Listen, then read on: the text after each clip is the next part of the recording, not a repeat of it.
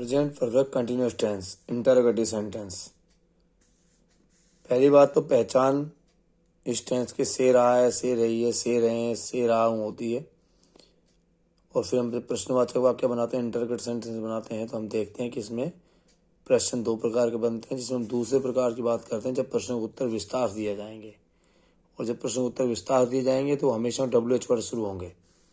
तो सबसे पहले आई, वी, यू, दे बहुवचन के साथ हैव, और ही, शी, इट, नेम एक वचन के साथ हैज लगाते हैं। साथ में इनके साथ बीन लगाते हैं, लेकिन सब्जेक्ट के बाद लगाते हैं, स्थान बदल जाता है।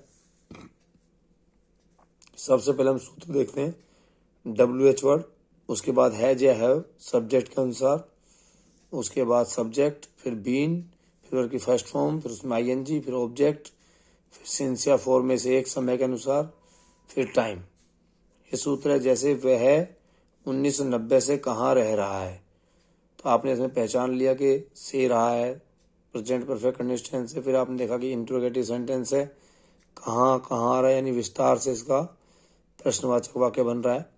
आपने सब्जेक्ट ऑब्जेक्ट वर्ब छांट लिया। सब्जेक्ट ही, वेयर WH वर्ड, वर्ब की फर्स्ट फॉर्म लीव, लीव में ING लगाया लिविंग, ऑब्जेक्ट्स में है नहीं, समय 1990 है। तो सबसे पहले आप क्या करेंगे, सूत्र में WH वर्ड लगाएंगे, वेयर, कहाँ, वेयर।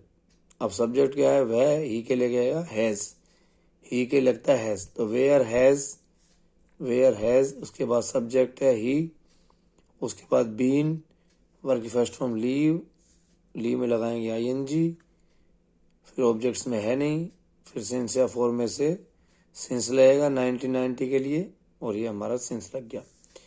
इसी प्रकार तुम पिछले 10 दिनों से स्कूल क्यों जा रहे हो, आपको वाक्य दिया गया, आपने पहचान लिया से रहे हो और समय दिया हुआ है। इसका मतलब ये प्रश्न जो बना हुआ है इंटरोगेटिव सेंटेंस का, ये प्रेजेंट परफेक्ट कंटिन्यूअस टेंस का है।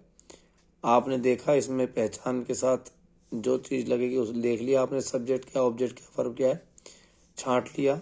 फिर WH वर्ड सबसे पहले आएगा, तो वाई, WH वर्ड, इसके बाद सब्जेक्ट यू है, तुम, यू, इसके अकॉर्डिंग लगेगा हैव, वाई है, फिर सब्जेक्ट यू, यू के बाद आएगा बीन, फिर वर्ब की फर्स्ट फॉर्म गो में लगेगा ING गोइंग, फिर ऑब्जेक्ट स्कूल, फिर फॉर, लास्ट 10 डेज, फॉर आ गया और समय आ गया लास्ट 10 डेज। इस प्रकार वाक्य बनते हैं।